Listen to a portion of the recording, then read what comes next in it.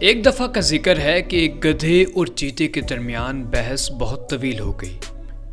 بحث کی وجہ یہ تھی کہ چیتا کہتا تھا گھاس سبز رنگ کی ہوتی ہے، جبکہ گدھا یہ بات ماننے کو بالکل بھی تیار نہ تھا اور اس بات پر بازد تھا کہ گھاس گلابی رنگ کی ہوتی ہے۔ بحث نے مزید طول پکڑا تو دونوں فریقین نے یہ فیصلہ کیا کہ ثالثی کی مدد سے یہ مسئلہ حل کیا جائے۔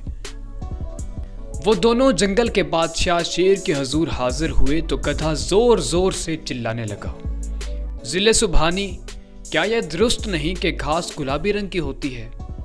شیر نے کہا کہ اگر آپ اتنے یقین کے ساتھ کہہ رہے ہیں تو گھاس واقعی گلابی رنگ کی ہوگی۔ گدھا یہ سن کر بہت خوش ہوا اور خوشی سے اچھلنے لگا اور چلا کر کہا کہ آقا اس بے وقوف چیتے کو بھی ذرا سمجھائیں، اس احمق نے یہ رٹ لگائی ہوئی ہے کہ گھاس سبز رنگ کی ہوتی ہے۔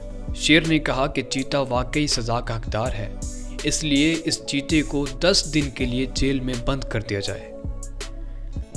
سزا سننے کے بعد گدھا ڈھینچوں ڈھینچوں کرتا خوشی سے چلاتا وہاں سے چلا گیا۔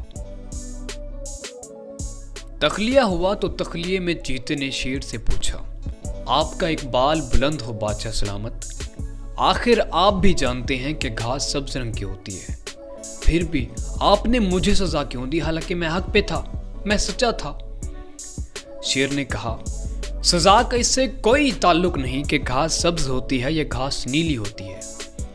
سزا آپ کو اس بات پہ ملی ہے کہ ایک ذہین اور باشعور جانور ہونے کے باوجود آپ نے ایک گدھے کے ساتھ بحث کی ہے، پھر ایک چیز جس کی حقیقت آپ اچھی طرح سمجھتے ہیں، اس کے باوجود وہ مسئلہ لے کر میرے پاس تاکہ میں بھی اس بحث کا حصہ بنوں اور اس پر مزید مہر تصدیق ثبت ہو۔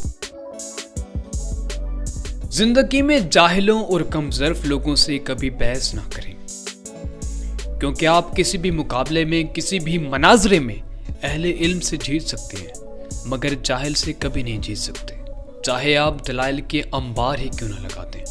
ہمیشہ جاہل لوگوں سے اجتناب کریں، جاہلوں سے گفتگو کرنا دیوار سے سر ٹکرانے کے مترادف ہے۔ ایسے لوگ کیچڑ کے مانند ہوتے ہیں، ان میں اگر آپ پتھر پھینکیں گے تو گندگی آپ پر ہی آئے گی۔ وہ ایک مشہور واقعہ ہے کہ ایک شخص ایک بزرگ سے ملتے ہیں اور پوچھتے ہیں کہ خوش رہنے کا کیا راز ہے۔ بزرگ کہتے ہیں کہ جاہلوں سے بحث نہ کیا کرو۔ وہ شخص کہتا ہے کہ میں نہیں مانتا۔